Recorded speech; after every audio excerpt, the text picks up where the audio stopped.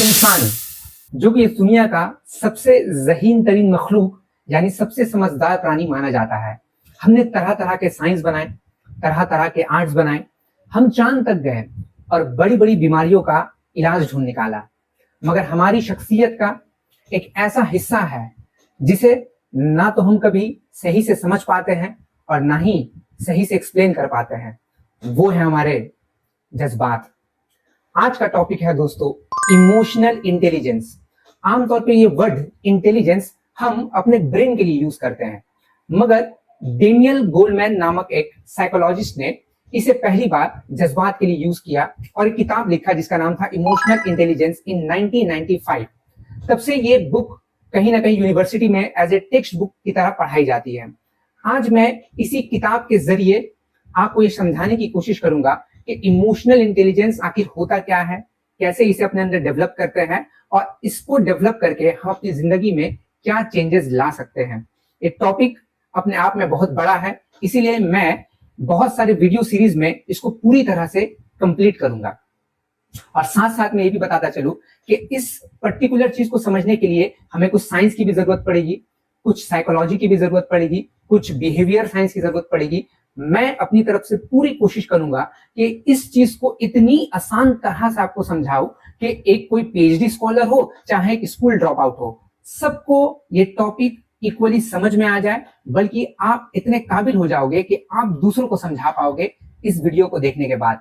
तो चलिए हम शुरू करते हैं हमारे इस वीडियो को। इमोशंस यानी जज्बात एक बहुत ही मजबूत आवेग या तरंग है जो हमारे अंदर पैदा होती है जब भी हम किसी चीज को लेकर सोचते हैं या किसी चीज को देखकर उसे परसीव करते हैं। ये इमोशन जरूरी है ताकि हम इफेक्टिवली सोच पाएं।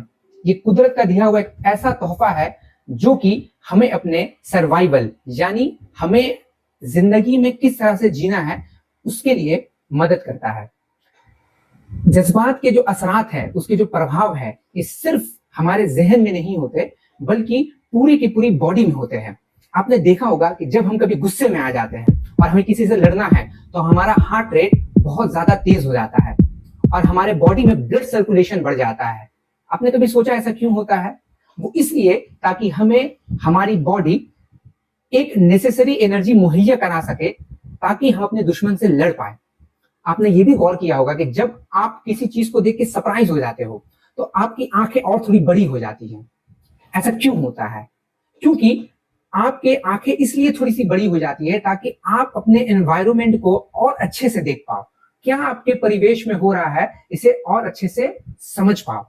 यानी हम कह सकते हैं कि हर इमोशन हमें एक खास तरह का कर्म करने के लिए मजबूर कर देता है। इसीलिए समझना बहुत जरूरी है कि आखिर इमोशन काम कैसे करता है। बेसिकली हमारे ब्रेन के दो पार्ट्स है। एक को हम कहते हैं लिम्बिक सिस्टम, जिसका काम है कि आपके अंदर उठने वाले डर, जज्बा, प्यार, नफरत, खुशी, दुख, हर तरह के एहसास को कंट्रोल करना। और जो दूसरा सिस्टम है उसे हम कहते हैं प्रीफ्रंटल कॉर्टेक्स या नियो कॉर्टेक्स।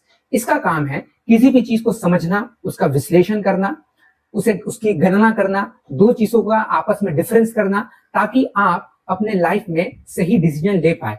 पहले वाले सिस्टम को हम कहते हैं इमोशनल ब्रेन और दूसरे वाले सिस्टम को हम कहते हैं लॉजिकल या रैशनल ब्रेन।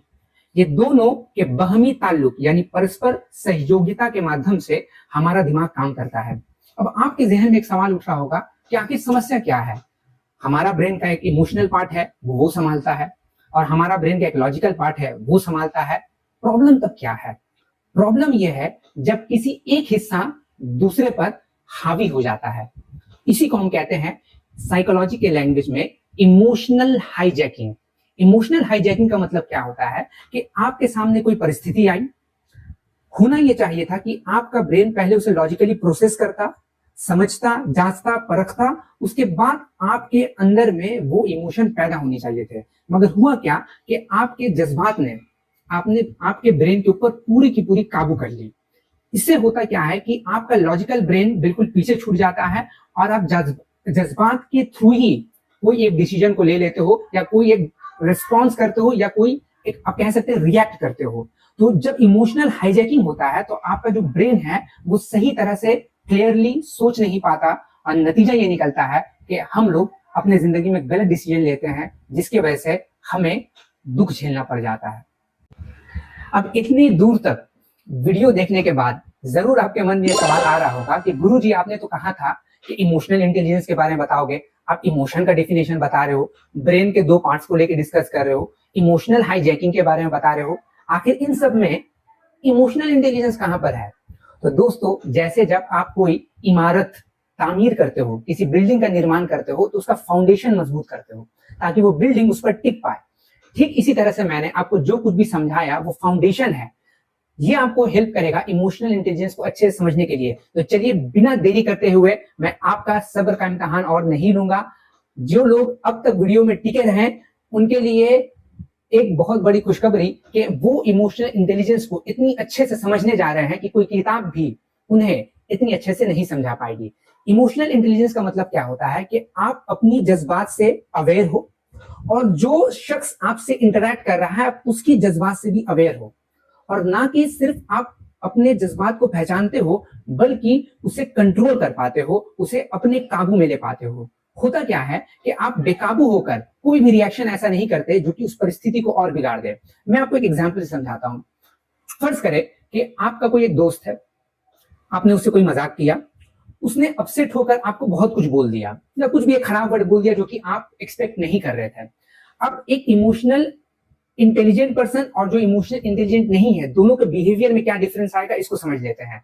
जो इंसान इमोशनली इंटेलिजेंट नहीं है वो क्या करेगा, वो देखेगा कि मेरे दोस्त ने मुझे ये कहा तो वो फौरन ही उसका रिप्लाई करेगा और खराब किसी अल्फाज से। मगर जो एक इमोशनल इंटेलिजेंट पर्सन है वो क्या करेगा, वो सोचेगा क्या मेरा दोस्त क्या हमेशा से ही ऐसा करता है, क्या ये उसका आदत है, हो सकता है कि उसके घर में कोई प्रॉब्लम हुआ होगा, हो सकता है वो किसी बात को लेकर परेशान होगा, किसी बात को लेकर अपसेट होगा, उसी का गुस्सा शायद उसने मेरे ऊपर उतार दिया।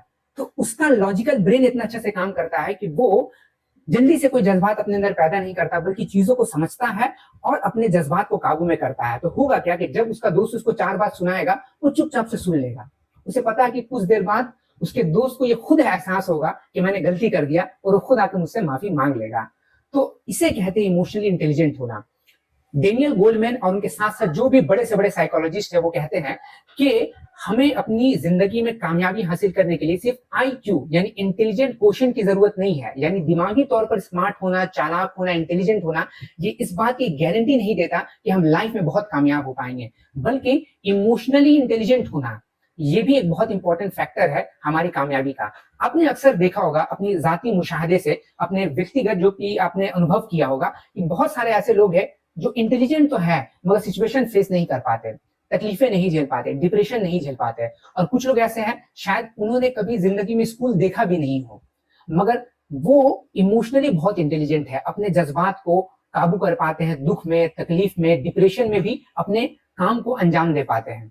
तो इसी तरह से होता क्या है कि आप देखेंगे कि कुछ लोग ऐसे हैं जो कम इंटेलिजेंट होकर भी बहुत सक्सेसफुल है। उसका कारण यह है कि उनके अंदर आईक्यू तो कम है मगर उनके अंदर इमोशनल इंटेलिजेंस बहुत ज्यादा है जो उनको कामयाबी का सफर तय करने में मदद करता है। तो इस वीडियो में मैं अपनी बात को यहीं तक रखता हूं। नेक्स्ट वीडियो में हम लोग डिस्कस करेंगे कि वो क्या क्या कंपोनेंट्स हैं जो आपको इमोशनल इंटेलिजेंट बनने में मदद करते हैं। तो जो लोगों ने अब तक यहाँ तक वीडियो देखा बहुत बहुत शुक्रिया उन लोगों का। लाइक एंड सब्सक्राइब मेरे चैनल। मैं इस टॉपिक को फुल्ली डिस्कस करने वाला हूं मल्टीपल वीडियोस में, तो काइंडली मुझसे टच में रहें और इस चीज को अच्छे से सीख कर अपने लाइफ में अप्लाई करें। Thank you very much.